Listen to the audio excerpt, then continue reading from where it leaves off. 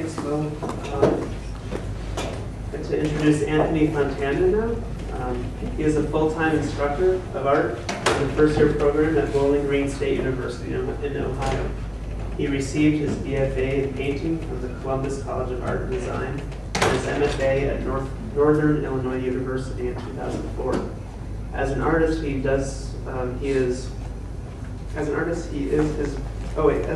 work focuses on narrative. And in 2007, he finished his first original graphic novel titled The Dogs, which is really cool. It involves furries. It's pretty interesting. He has exhibited artworks in immersive learning environments such as Second Life. No, I'm sorry. He has exhibited artworks in Ohio, Illinois, and Michigan.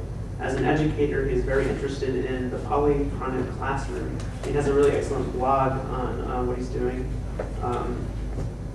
education in virtual environments, and immersive learning environments such as Second Life, and the way in which students engage in socially motivated peer production.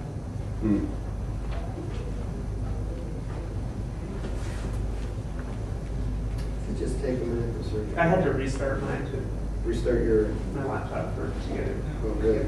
I don't know why this works. You can do mirror. You can try to mirror. Oh, yeah.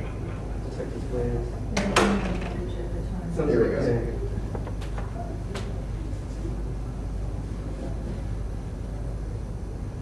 Caution, your screen is not okay.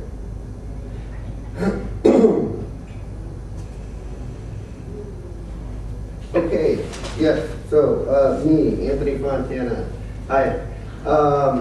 I have papers, but I hate using them. Second Life, as Will Patrick explained, I'm going to sort of slow down and go back to some things and then go to things that we'll hit on to. Is a multi-user virtual environment. Okay, essentially it's a 3D online, persistently online space, which means it's always there. And you have an avatar that you can change in various ways. You log in through a portal and bam, you're there. When you log out, you're not.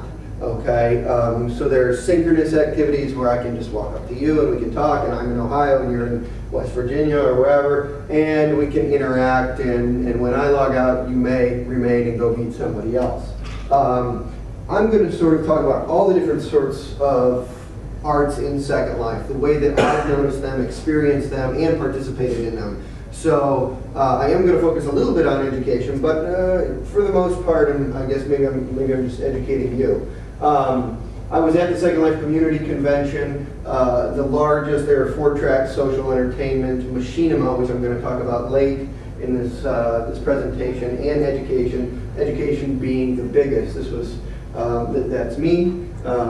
Here I am on Bowling Green State University's virtual campus, of which I am one of the administrators. You can find out a lot more about our virtual campus at bgsu.edu/Second Life. We have several art galleries there, one of which is currently co-hosting the Arcade 5 digital print exhibition that's in Perth, Australia. We are co-hosting it on our campus. We have a great digital arts program at BGSU, and you can find a show of student work there, as well as musical environments, live DJ shows, et cetera, sort of, we're really building up the arts on our campus.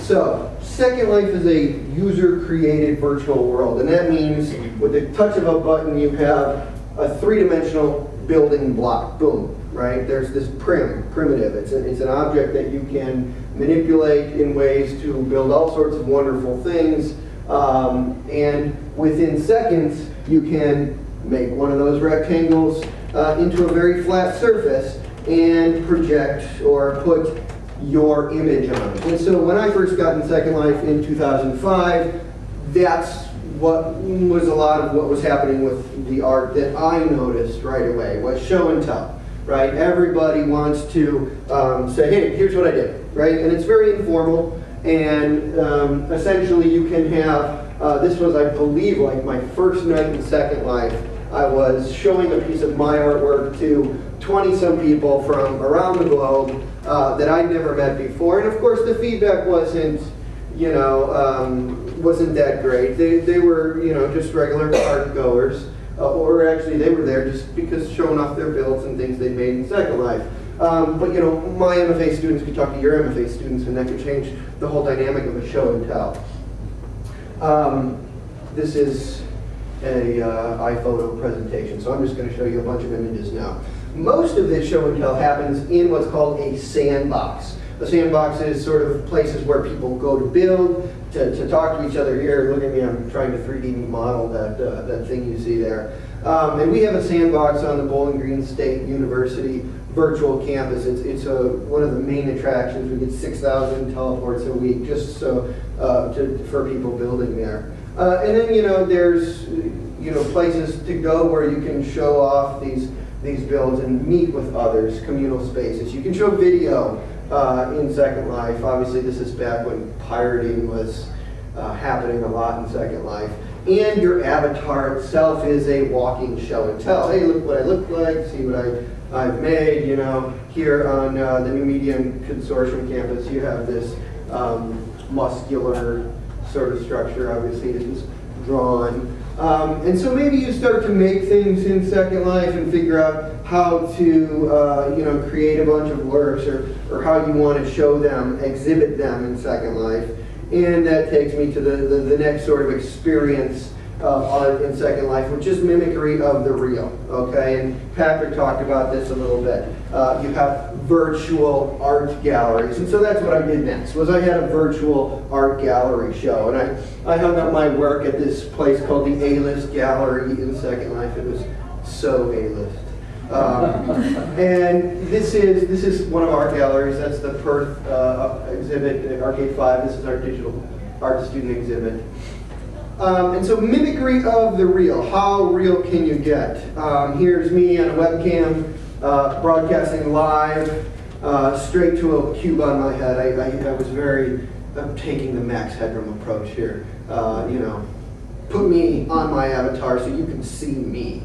You know, I've tried it, it works great. It takes a streaming server, and sometimes, you know, I just woke up. So this is what I looked like for a long time. I was really about the mimicry of the real because it wasn't easy to achieve unless you had Photoshop skill. Essentially, what they give you when you log into Second Life is a bunch of slider bars, and your hair goes like this, and you go, you know, tall, short. And, so I wanted to look, you know, sort of like I look. So I did the beard thing, and some things were harder to play with, eyelashes, eyebrows. You can find a lot of places that are mimicking the real in Second Life. That's what I look like now, and I'll show you how I got to be that way. But here's the Rock and Roll Hall of Fame. Cleveland has 4 or 5 Sims now. Anybody from Illinois? This is Northern Illinois University's virtual campus, but this building is Altgeld Hall.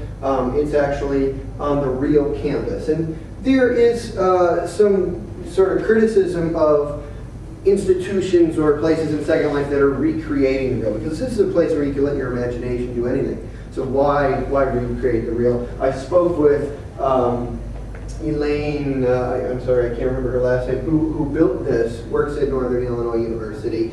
And this is a really cool building that you walk into. It has historical presence. They've rebuilt a lot of it.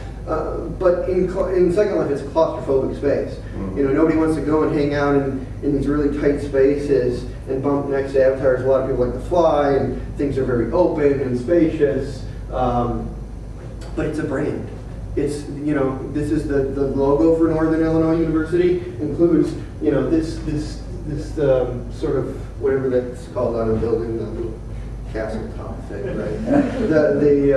the steeple or whatever. Anyways, that's the, you know, so when you see this in 3D, you have 3D branding of that institution. You know, it's not just 2D anymore. Here's a picture of what our campus, you know, our main attraction. This is the 3D brand.